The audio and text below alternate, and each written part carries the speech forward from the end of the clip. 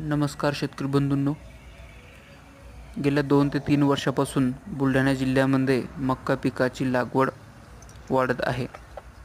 त्यातच आम्ही शून्य मशागत पद्धतीने बेडवर मागील 3 वर्षापासून मक्का हे पीक घेत आहोत.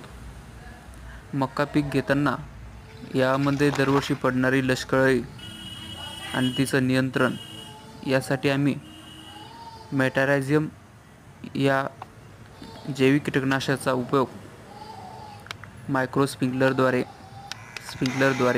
तसेच ठिबकद्वारे वेगवेगळे शेतकरी बंधू शेतात करत आहोत.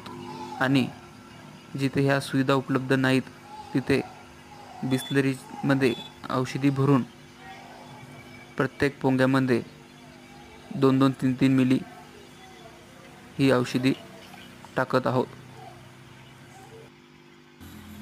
आम्ही 100 ग्रॅम किंवा 100 मिली मेटारायझियम घेऊन 10 लिटर पाण्यामध्ये एकत्रित बिस्लऱ्या भरून प्रत्येक पोंग्यामध्ये जास्तीत जास्त टाकून ही अळी नियंत्रण आतापर्यंत करत आलेलो आहोत.